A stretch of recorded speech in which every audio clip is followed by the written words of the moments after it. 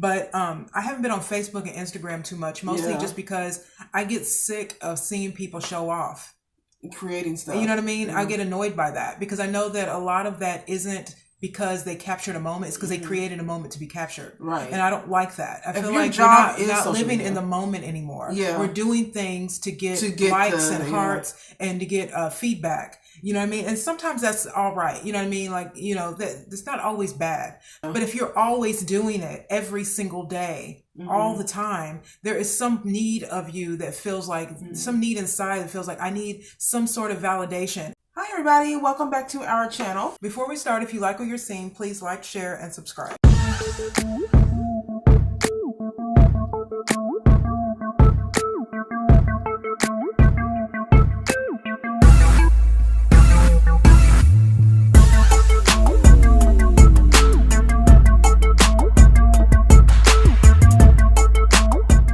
I was speaking to someone over the weekend. She just told me straight out, like, I don't like my life.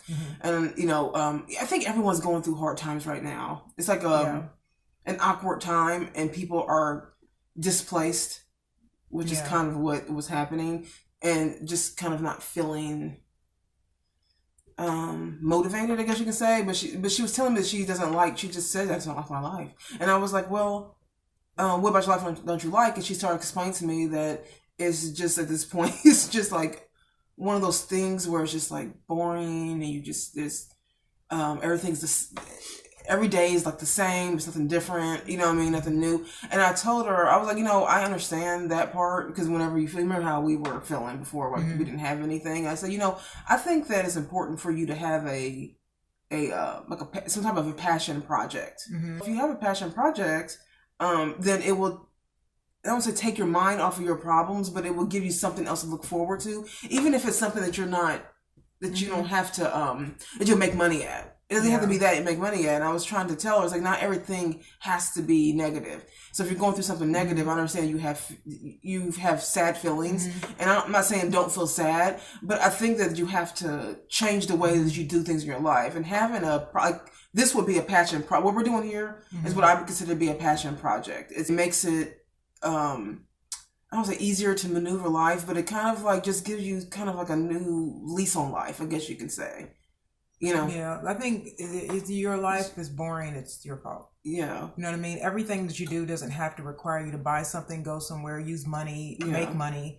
You know what I mean? And that's what people feel like in order to have fun, you have to spend all your money. You have to go somewhere. You have to purchase something. You have to, you know what I mean? You can do other things. It's just up to you to really sort of explore that. And I will explain that to this lady because she actually said that she's like, oh, you know, she's one of those I wish people. I wish that I had run the lottery. I wish I had this big mansion. I wish I had this and that other. I said, well, you know, there's nothing wrong with wanting money. There's nothing wrong with wanting a big house. I want one. I want a big home. You know, so I get that. I was like, but the right now? So, you know what I mean? So you can't always be thinking about all the stuff that you don't have. You need to be grateful for what you do have. And if you're not grateful for the stuff that you have now or your life that you have now, then I think that's where you start spiraling into a depression.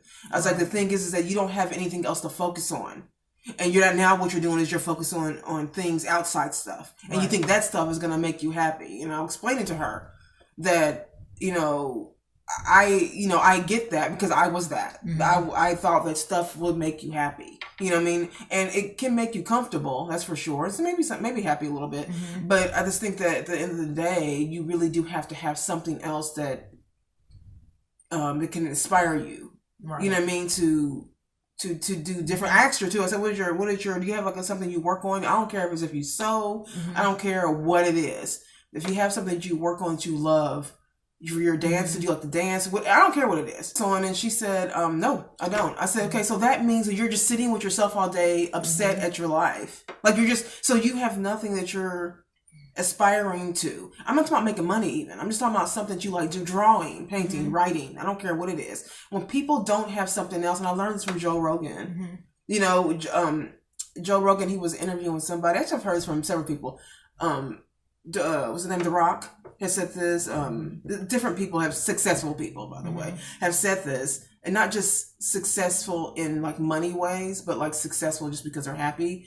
have said that you really should have something else, because if you're going to that 9 to 5 all the time, and it's not even necessarily the job that you want, you really do have to have something else. And also, like, change your terminology. It's like, I hate my life.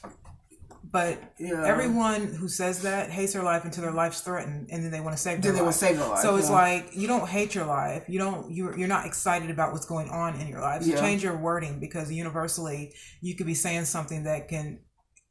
Yeah, okay. The universe is like, okay, you hate your life, let's end it. Yeah. You know what I mean? Right, no, 100%. I'm just saying, okay, let's do something that makes you scared, and then you have to save your life. Then your life is worth saving. Yeah. You know what I'm saying? It's just like, that's just feeling sorry for yourself energy. You're right. You can't stay in that too long. It's boring, and it just makes you really not want to get up in the morning. Right. You know, you could be into something for a really long time, so then what are you going to do? You're just going to be unhappy for as long as it takes. Yeah. You know, or you can be in a situation doing something else that makes you. That's what I always say. Like, whenever you're feeling bad about something, take the energy off of you and give it to someone else. Yeah. Because someone's always living worse than you, having a worse time. Sometimes it makes you. It doesn't. And not saying different. that other people's discomfort is supposed to make you up. Yeah. But it's also supposed to make you grateful for where you are, like, in the moment. Yeah. You know, when we first came home, and, you know, you guys know our story when we had to start over and everything. One of the first things that we did in that first year is that we did that, the Thanksgiving in Indiana or Indianapolis. They have something called the Turkey Run. It's the Wheeler Mission does this thing, and I believe it's Wheeler Mission. It's called Drumstick Dash. And we had nothing. We had nothing, and we were going to the worst of our life. You know, like the worst, weirdest experiences, one of our life. And the first thing that we did was like, we probably should, you know, it's a run to help, ironically, the homeless. You know, and that just makes you like you doing that and helping someone else and taking so much focus off of yourself and feeling so sad and sorry for yourself. Sometimes you do need to take that focus off of you and then give it to something else so that you can feel better about that. Yeah. You know what I mean? Or feel better about your situation in some way. But standing around saying that I hate my life and I want to be rich and all this, it's like, well, okay, but then what? Right. Because what we do know is that not all rich people are happy. You know, I know well-off people. Some of them are not happy. Some of them are very happy. Those are the ones who have this. They have passion in life. And I feel like one thing that I was lacking, and we did a video about this a while back, is having a passionless life. Like, having a passionless life is like the most. Oh my God! It's like you just sit there with yourself. You don't have any ideas. You're not making any attempt to come up with any, and you're just standing there and. You're just thinking only about how bad things are, you know. I mean, but on the other hand, everybody doesn't know what they want to do in life. Everybody doesn't even know what their passion is. Some people don't even know what their hobby is. Right. I mean, you know what I'm saying? So sometimes I think that the passion that you don't have creates passion that you will have. Because as soon as you get bored enough, you'll find something to do. Right. You will. As soon as you get bored of yourself and get tired of hearing your same, story in your head, I'm bored, I'm tired, you get sick of being sick and tired. Yeah. Then you create something new. Like I said, sooner or later, you'll get sick and tired of being sick and tired. Yeah. So after a while, just sitting around feeling sorry for yourself, we'll get boring. We'll get even more boring. Right. Or you just succumb to the depression of people either do one or two things. They succumb to the depression of it and just give up, or they get down to their rock bottom, which is kind of like that sounds like what you were saying. If you get down to like a rock bottom in life and you're like, okay, something's got to change. Something has to happen for me to feel like I'm contributing something to life here. Most people would think my job was like beneath any. Right. Most people look at help. If you're new here, she's a housekeeper. Yeah. So most people look at the help as something they would never want to be. Right. You know what I mean? And I look at it as, in a way, because I like to make things look good. Yeah. I take pride in my job. You know what I mean? Which you should. So I just think that you can always, everything in life is perspective. Yeah. Because you can be two homeless people living on the street, but one person actually doesn't think it's getting better, and they'll just stay there forever. Right. And one person could be like on the pursuit of happiness. Yeah. He lived in the street. Yeah. He actually lived in a train station. Yeah. That story is, although it's powerful, a lot of people live like that. Yeah. You know what I mean? Where they're trying to make it, they're trying to do something, and something just sucker punches them, and there they are, and they just don't feel sorry for themselves. They cry through it, they get up, they wash their face, they face the day. But then there are people who literally feel sorry for themselves, and I'm never getting better, so I'm just going to be homeless and stand on the street and keep asking for money for the rest of my life. You know, like I said, I don't have one of those jobs. I mean, I'm basically the help. I don't have one of those jobs where people aspire to really be. And there are some people who want to own, you know, there are people who own like housekeeping things and stuff. They want to do that. But I'm not one of those people. But I'm just saying, most people who work in housekeeping, they're doing it because they're transitioning to another job. They just moved in somewhere. They had to start all over again like I did. You know what I mean? But I just think it's important to find the good in everything. Yeah, me too. The good in jobs. And I know that people would think this crazy. I actually don't mind it. I actually kind of like it. It's kind of fun to make things look pretty and put together and clean and beautiful. And then sometimes I actually look at my work. Like I just think, wow, it's so pretty. You know what I mean? Because I'm visually stimulated by things. Yeah. When I see things visually, I like to see beautiful, like, you know, things. Even like racks. When I go to the store, it's hard for me to shop clearance racks. I like to shop other racks because I like to look at the visual of things. You know what I mean? Packaging means more to me. So my point in saying that is that you can hate your job all you want, but if you lost it, just like your life, if you lost it tomorrow, you would be so mad that it was gone. So if you got to be there, find something you like in it. You have to find something you like in it. And there is something that you like it. That you like. You know what I mean? If it is just that you aren't, you know, out of work. Well, you know, I work at so we both work in the hotel. So I work at the front desk. That's not the most glamorous job in the world. But here's the part that I love about the job, which I've never worked in a hotel business ever before this happened. I didn't know nothing about it. All retail, all my life. You know, and I will say that the thing that I love about it is talking to people. Because I am a people person. See, but that's what I'm saying. See, this is a good example. Danielle and I both work at the hotel. Danielle is more of a talker. I'm in the right position. But she took the job at the front desk, which is good because Danielle's a talker and she talks a lot. I'm more of a hands-on person, and I like to make things look good. So it's better for me to be in but one of my points is no matter what it is that your job is, you must value. There is no job that I've ever had that I thought I was too good for. Yeah. No, I've never thought that. There have been times when I wanted to move up, like now. Like I'm definitely want to get out of this. And I want to do other things, and I am doing other things. But no job I'm too good for. Yeah.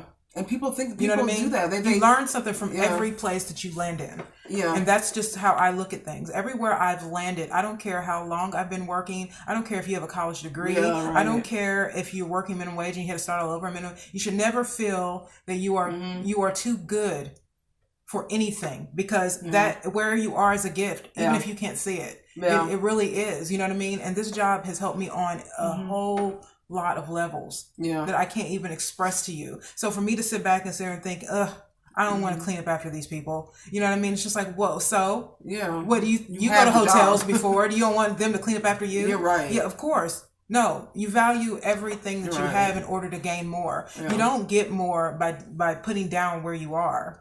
That's going to prolong the depression of it all. And you don't deserve more if you can't be happy with what you have. That's what I'm saying. You have this. If you're not grateful for it, then it's going to be a problem. Right. You're going to have a whole bunch of problems if you're not grateful for what you have. And finding something in your career, in whatever job you have, you got to find something that you like about it. And if you want to leave that job, that's fine. It's not. But until then, you need to find something. You got to find something in there. Like Kara was saying. In there, is something there that you can find, and then I feel like on the side you should really do something for yourself. Yeah, I think people should do something outside of work, anyways. We were watching what was that, Bob Ross? Have you ever watched Bob Ross? I mean, I know y'all have. Bob Ross, y'all know the 70s, 80s painter. You know, he talked about before that painting was like a hobby it was like his hobby. He liked doing it. He's an artist. But he wanted to learn different ways of doing that. And I'm like, yeah, and he didn't make money for the longest time, you know, so it just kind of ended up being, so sometimes your hobby's going to, a lot of times he didn't make money off any of those shows. Yeah, none of them. He made money off his paintings, but he didn't make all of those 19 years, 20 years of doing that. They didn't pay him a dime. Yeah, 31 seasons, I think, of that. I mean, his paintings went up to $10,000, $20,000, so, you know, of course he was successful with that, but hearing him talk. He just painted because he likes to paint. Yeah, and I love to hear him talk because he has this way of being very...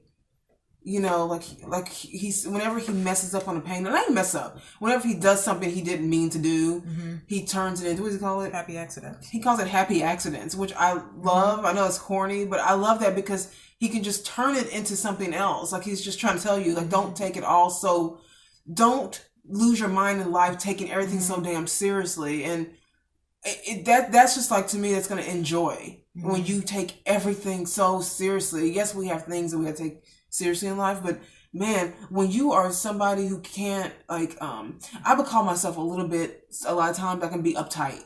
Like I can be a little bit uptight sometimes. Like I'm very, I can be harsh. I'm just like, you know how I get sometimes. I get really pretty harsh on myself sometimes. They don't let things go. Yeah, I don't like to let things go. I want everything to work out, is what it is. And then when it doesn't work out exactly, then I just kind of get uptight. You know what I mean? And I have to catch myself with that, because then you just kind of lose joy. And something small, you kind of lose joy. And I'm like, like I told this lady, I was like, don't be so uptight. Like, chill out for a second. Like, figure out what you like. And it's going to be something you don't even realize that it's something. Every time someone wants to start something that's going to be, don't say big, but like something they love, it's always something they're doing.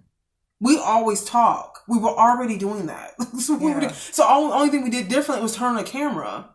That's the only thing different that we did is turn on a camera. Most of the time we're unhappy. The most times that we are unhappy is because we want to look better for other people. Yeah. We want to have bigger houses so other people can see it. We want to have hobbies that show off ourselves. Yeah. We want to make money that everyone can tell that we're seeing it. You know, most of the time, if you took away our need to show off and our need to our need to impress, our fall when we fail, we wouldn't land so hard. Yeah.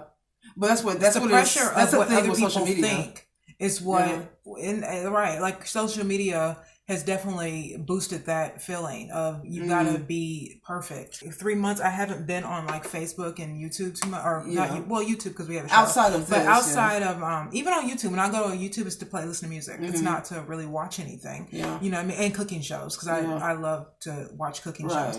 But I haven't been on Facebook and Instagram too much, mostly just because I get sick of seeing people show off.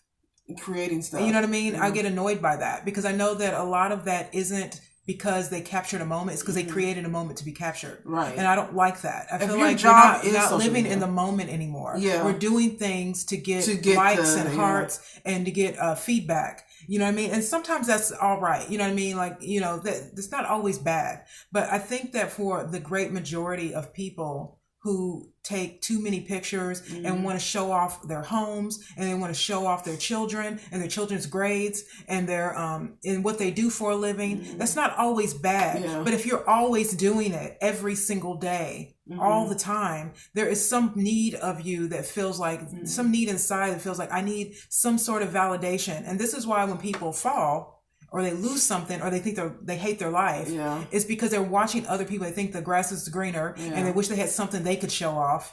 And so when they don't have that, then they feel like a loser. Yeah, and I told this woman, I was like, because the whole time we were talking, like she was giving me feedback on her life and stuff. Some people, you know what happens is I've said this before, but when you work at the front desk at any hotel, if you're a front desk worker, you know that you're going. The people just talk. They tell us good things about their life, but they usually just tell us their whole life. Like and this is what happens. This is what normally happens. And I told the lady, I was like, the whole time we've been talking, she was scrolling through Instagram.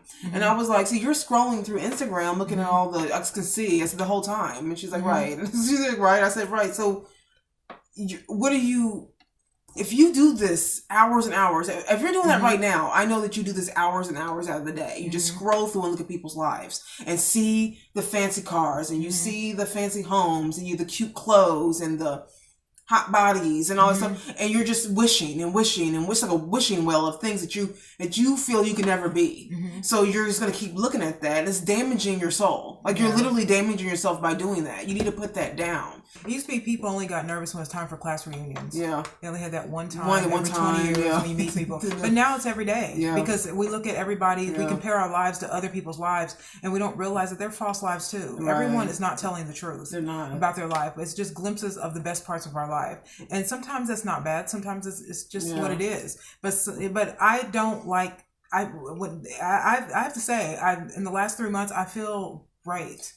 It's one of those things like Danielle said. Danielle shared. You talking about because you took a social media? Well, yeah, it was like Danielle shared like not too long ago that she tried vegan and she felt really great because she detoxed her body and she filled it with vegetables and stuff. Right? What's the same thing with social media? I took myself out of it, and so I haven't done it. And so they say that most of our anxiety comes from this. Yeah. That most people who are on Facebook every day have high anxiety levels. Most Americans in general, because they do most of their polling for Americans, because they say that Americans are uptight, no matter what tax bracket they're in, are uptight because they feel like they gotta just get their phone and look what's happening on Facebook. I don't know what I'm gonna do. I'm gonna fall off the face of the earth if I don't post something or see something. And I'm telling you, if you really start to, like Danielle said, she's like a worrywart, and I'm a little bit selfish, and I think that there's nothing wrong with being a worrywart. Sometimes there's nothing wrong with being selfish. Well, sometimes being worried, having a worry about myself a lot of times keeps me balanced. Yeah, and being worried sometimes in a healthy level, at a healthy level of worry. But when you obsess, that's the obsession thing. When you start obsession, it becomes an obvious hot mess. Yeah. This woman, I was telling her about I was watching the Taylor Swift documentary on it's on Netflix. I forgot what it was called. Something Americana. I don't have any interest in her musically, but what was interesting is that she was talking about her need to be noticed, and she's like, I live my entire life trying to find applause. Like she said, when you're someone who's looking for applause all the time, it's like someone who's always looking for a like and looking for creating situations so someone can see you and be, she says, and that sometimes it can have an odd adverse effect, right. So I just feel like if you're always feeling like the people that you see on social media are just the perfect in what they're doing, a lot of times they're just trying to get like they're trying to get the like and stuff like that. And so when you're doing that, you're feeding really into their obsession of what they're doing, but it really is not. You can't find it there. You're not gonna find your happiness through other people. I don't want to sound preachy, but it's just like, talking to people like that is not a rare thing for me. I talk to people that think like that all of the time. Like people I know and don't know, where they feel like that it's impossible to be happy. Yeah. Just because they're in a awkward moment of their life, or kind of like they're displaced or something, something's wrong in their life. I'm like, it's not impossible to be happy. I said this a million times.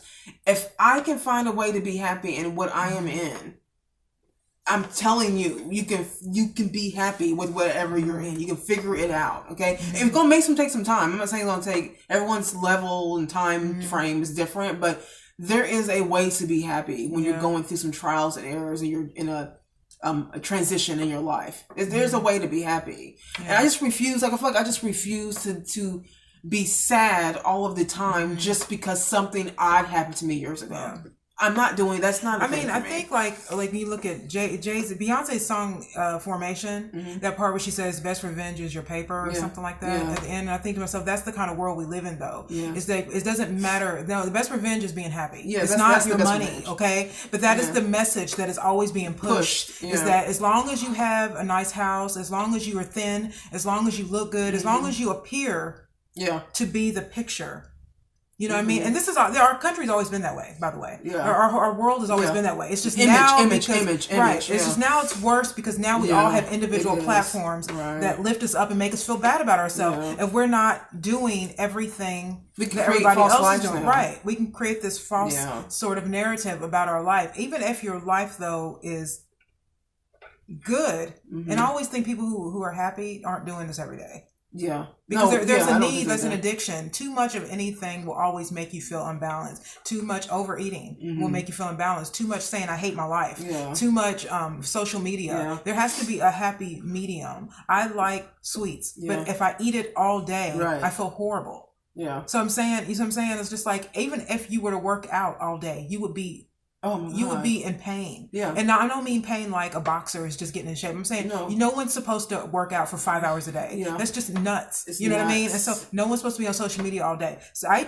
use social media. It's fun. But for a minute, I got to turn that off. Yeah. You know what I mean? Because then you have to get back to reality and to your real life and what makes you happy with yourself. Like, to me, That's what I'm saying. But I was going to say about a little bit being self-centered. I know that I can be that way. My mom has called me self-centered before, and she's not wrong. There is a part of me that is that is self-centered. Yeah.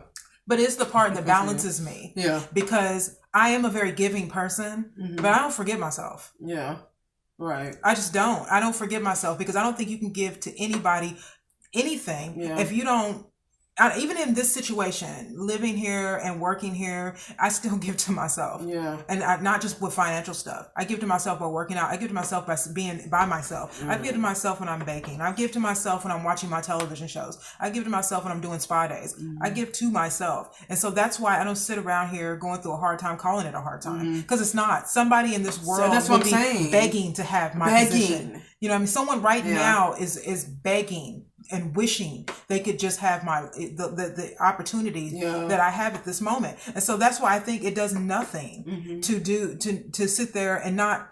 It's a waste of life. We don't have long on this earth. I mean, if you live to be 100, I'm 44. I mean, I've lived 44 years. I mean, think about that. I mean, in the grand scheme of things, 100. Say you live to be 100. It's not long. Everybody does. 100 years is not that long, and not everybody gets there. Like I'm not going to wait till I get a big house to do things I want to do. Well, we've mentioned this before in another video too, where I originally was going to wait to do this show until I had a home where the background looked, better, or just something that I wanted, And I thought, no, this is not. You can't.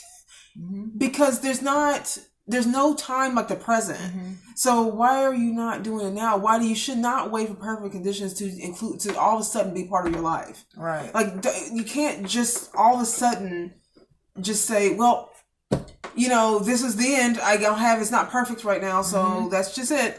Depressed, life sucks. Everybody on freaking social media looks like they're having a great time, and here I am over here just not living it up at all. I don't got the money. I don't got this. I'm like, no. And just like you, they're the same people who sit there and say they hate their life, and they take a cute little selfie in the picture. And you don't think a lot of people are doing that? Let me tell you, I had a friend once that actually did do this. Hated her life. All right, was very depressed with her life. Could not stand her life. A lot of stuff going on in her life, right? And in that very moment of having that very conversation, she took out the phone and took a happy selfie of herself and put a caption about how she has the best life. I've literally been in the same room with someone that did that. Now, I'm not saying all people are like that. I'm just saying that be careful of what you're looking at. Don't think this is all real. That this social media people is all real. Don't do that. Right. It's not all real. People don't care. People don't people don't care about what you're doing more than you think they do. Right. They don't really care. Most people aren't thinking about you that much at all until you put a picture up. If you think people are thinking about your life all day long, then you are really deluded. Yeah. No one is. That's what I'm saying. When you unhook yourself from things, you realize your life isn't so bad. You can find things to do. Life goes on. You need to be happy now. But once you are always plugged in to comparison all day and watching other people do things you wish you could do and thinking they're happier than they might be. You know what I mean? And even if they are happy, be happy with your own life. I don't want to be anybody else. No. Why would you want that? You know what I mean? Because believe me, if my life was compromised right now, I would do everything in the world to save. I like my life. Like Kara was saying earlier, everything that you do in life to me is all a matter of just changing the way you're thinking. Yeah. Choice. It's a choice. Like we have more choice than we do. You know what I mean? Most people will telling you, you can go to church if you want to go. You can go to a psychiatrist if you want to go. But if you don't choose, if you don't make a choice to be happy, then you're choosing to let other people decide your fate.